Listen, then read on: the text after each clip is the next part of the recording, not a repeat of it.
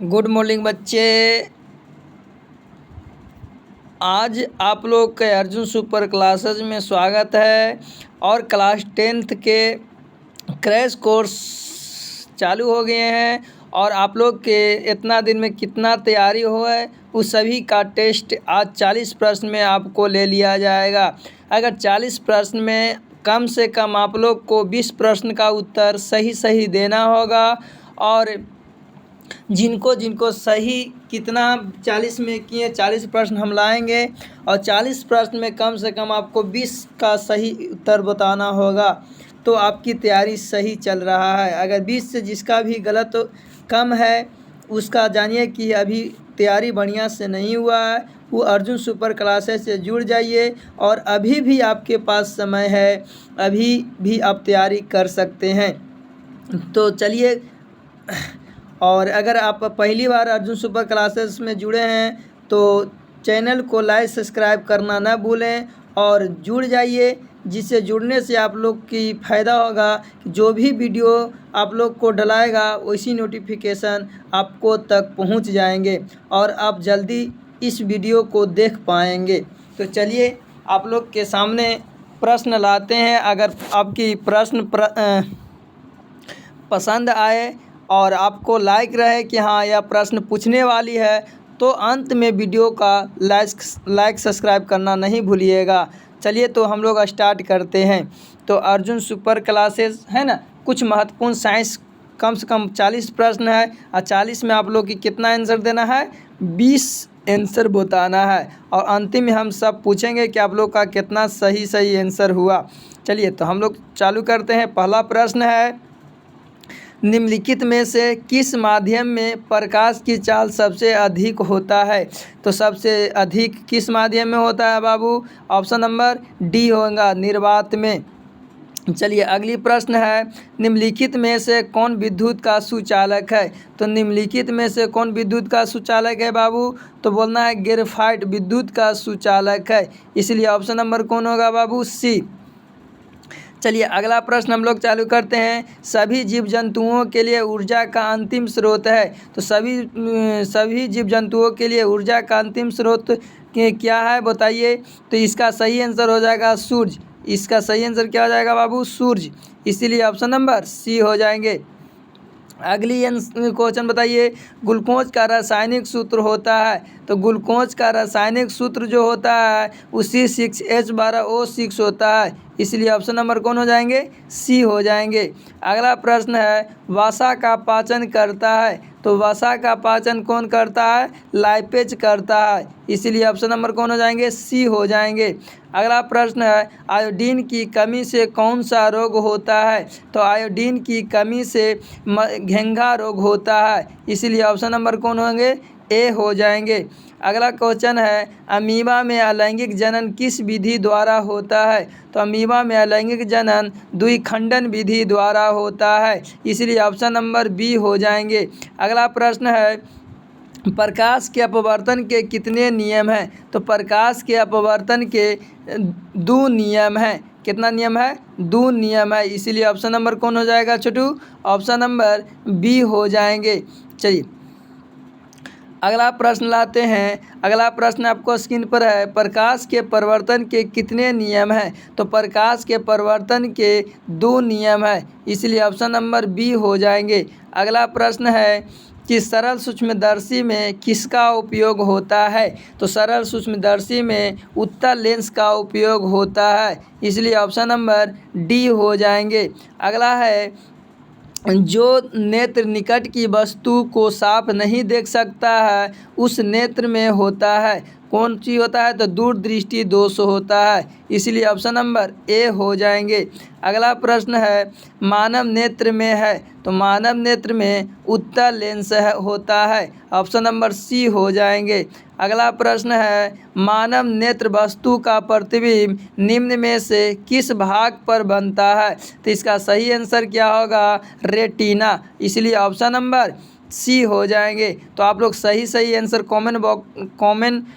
Comment जरूर करिए कि आपका सही आंसर कौन है, कमेंट बॉक्स में लिखना नहीं भूलिएगा। अगला प्रश्न है, लघु पतन के समय परिपथ में विद्युत धारा का मान होगा। तो इसका सही आंसर होगा बहुत अधिक होंगे, ऑप्शन नंबर ए हो जाएगा। अगला कहता है कि किसी बल्ब से 220 वोल्ट पर 2 एम्पियर की धारा प्रवाहित होती है तो फिलामेंट का प्रतिरोध होगा। मतलब V बराबर निकालने के लिए V बराबर हम लोग रजिस्टेंस R निकालने कर रहा है। V बराबर फॉर्मूला पर रहते हैं कि V बराबर IR होता है, बात समझिए। तो हमको R निकालना है, रजिस्टेंस निकालना है बाबू, R निकालना है तो फॉर्मूला होता है V/I। और बताए थे कि R बराबर V कितना देले है, तो V देले है 220 वोल्ट, 220 बटा कितना I कितना देले है 2। अब काट दीजिए 2 से 110 बार में कट जाएंगे। एक मतलब कि इसका सही आंसर कितना हो जाएगा, 100। इसका सही आंसर कितना हो जाएगा 110 ओम। ओम का चिन्ह जो होता है ओम हो जाएगा। इसका सही आंसर क्या हो जाएगा बाबू, तो इसका सही आंसर बी हो जाएंगे। कुछ हो जाएंगे बी। चलिए अगली प्रश्न को चलते हैं।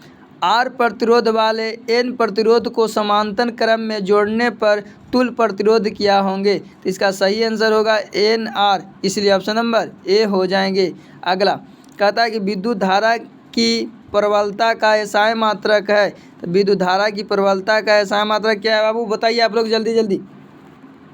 विद्युत धारा की प्रबलता का एसआई मात्रक क्या होता है, तो एम्पियर होता है, ए हो जाएगा आंसर। चलिए अगली धारा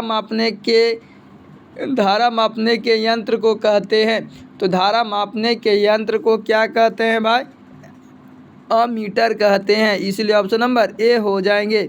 अगला प्रश्न है, प्रतिरोध का एसआई मात्रक है। तो प्रतिरोध का एसआई मात्रक ओम होते हैं, इसलिए ऑप्शन नंबर सी हो जाएंगे। अगला प्रश्न है, पवन विद्युत जनित्र में पवन की चाल कम से कम कितनी होनी चाहिए। तो 15 किलोमीटर प्रति आवर होनी चाहिए, इसलिए ऑप्शन नंबर ए हो जाएंगे। अगला, निम्न में से कौन बायोगैस ईंधन का स्रोत नहीं है। तो नहीं है तो कौन है, नाभिकीय ऊर्जा नहीं है, तो इसलिए ऑप्शन नंबर सी हो जाएंगे। अगला प्रश्न है, ऊर्जा का सबसे अधिक प्रत्यक्ष एवं विशाल स्रोत क्या है। तो इसका सही आंसर हो जाएगा बाबू सूर्य। क्या हो जाएगा, सूर्य, ऑप्शन नंबर सी हो जाएंगे। अगला प्रश्न है, CuO+H2 फिर इधर है Cu+H2O किस प्रकार की अभिक्रिया है। तो इसका बताना है कि किस प्रकार की अभिक्रिया है, तो आप लोग को सही आंसर देना है। तो इसका सही आंसर होगा उपचयन, ऑप्शन नंबर बी हो जाएंगे। चलिए अगला प्रश्न है, इलेक्ट्रॉन के स्थानांतरण से बने यौगिक कहलाते हैं। तो क्या इलेक्ट्रॉन के स्थानांतरण से बने यौगिक क्या कहलाते हैं बाबू, तो इसको बताना है। इसका सही आंसर हो जाएगा वैद्युत संयोजी। क्या हो जाएंगे, वैद्युत संयोजी। अगला है कि सोडियम की परमाणु संख्या कितनी है। तो सोडियम की परमाणु संख्या बताने से पहले आप लोग बताइए कि सोडियम का संकेत क्या होते हैं। तो सोडियम का संकेत क्या होते हैं बाबू, तो Na होते हैं, और इसका परमाणु संख्या 11 होते हैं, तो इसीलिए ऑप्शन नंबर कौन हो जाएगा बाबू, ऑप्शन नंबर बी हो जाएंगे 11।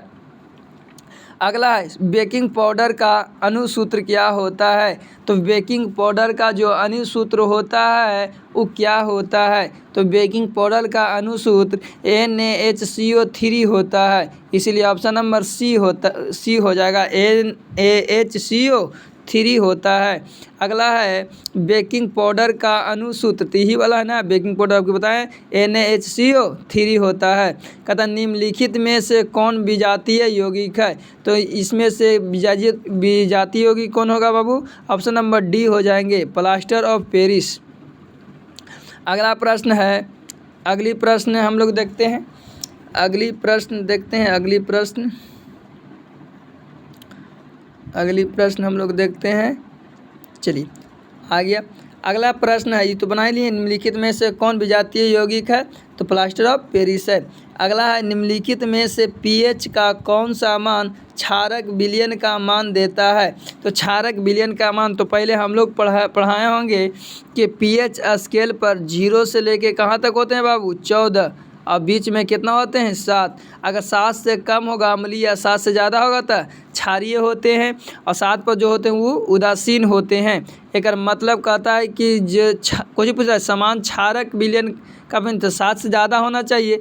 अगर 7 से ज़्यादा होगा वही, तो 7 से ज़्यादा इसमें कोई है नहीं है। इसमें देखिए आगे ऑप्शन है 2, 7, 6, 13, तो सही आंसर कौन हो जाएगा? 13। क्या हो जाएगा बाबू? सही आंसर 13 हो जाएंगे, इसीलिए ऑप्शन नंबर डी हो जाएंगे, है ना। चलिए अगला कह रहा है कि पीतल है, तो पीतल एक मिश्र धातु है, ऑप्शन नंबर सी हो जाएंगे। पीतल क्या है बाबू? मिश्र धातु है। अगला कहता है निम्न में से कौन आयनिक यौगिक है? तो इनमें से कहता है कि कौन आयनिक यौगिक है, तो आप लोग सही आंसर जल्दी जल्दी बताइए। इनमें से कौन आयनिक यौगिक है बाबू? तो बताना है CaCl2 आयनिक यौगिक है, इसलिए ऑप्शन नंबर सी हो जाएंगे। चलिए अगला है कि निम्न में से कौन सा पदार्थ ऑक्सीजन से संयोग नहीं करता है? तो इनमें से कौन नहीं करता है? गोल्ड अभिक्रिया नहीं करता, इसलिए ऑप्शन नंबर सी नहीं, बी हो जाएंगे। ऑप्शन नंबर कौन हो जाएंगे? बी हो जाएंगे। ऑप्शन नंबर कौन होंगे? बी होंगे। तो ऑप्शन नंबर बी गोल्ड, सोना अभिक्रिया नहीं करते हैं, तो सोना हो जाएंगे। अगला कहता है सरलतम हाइड्रोकार्बन है, तो सरलतम हाइड्रोकार्बन क्या है बाबू? तो सरलतम हाइड्रोकार्बन किसको कहते हैं? मीथेन को, इसीलिए ऑप्शन नंबर ए हो जाएंगे। अगला प्रश्न है, कहता है कार्बन हाइड्रोजन से संयोग कर बनाता है, तो कार्बन हाइड्रोजन से संयोग कर क्या बनाता है बाबू?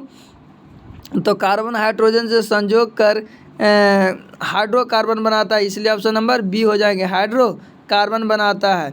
अगर चैनल को लाइक सब्सक्राइब नहीं किए हैं तो आप करना ना भूलें। अर्जुन सुपर क्लासेस से अपने दोस्तों के पास भी शेयर करें अगर प्रश्न आपको समझ में आ रहा है तो। अगला प्रश्न है, वायुमंडल में CO2 गैस की उपस्थिति है, तो वायुमंडल में CO2 गैस की उपस्थिति कितना है? तो बोलना है कि 0.03%, तो 0.03% है, देखा मतलब ऑप्शन नंबर सी। अगर पूछ दे यहीं पर ही कि वायुमंडल में ऑक्सीजन कितना प्रतिशत है, तो ऑक्सीजन बोलना है 21%। कितना प्रतिशत? 21% है। अगर यहीं पर ही पूछ दे कि वायुमंडल में नाइट्रोजन कितना प्रतिशत है, तो बोलना है 78%। कितना प्रतिशत?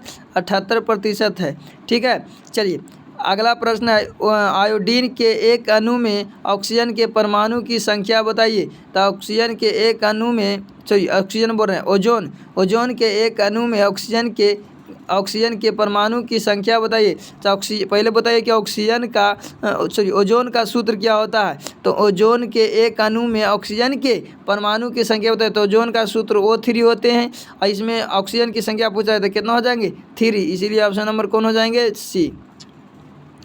ऑप्शन नंबर कौन हो जाएंगे? सी हो जाएंगे। ऑप्शन नंबर कौन हो जाएंगे? सी।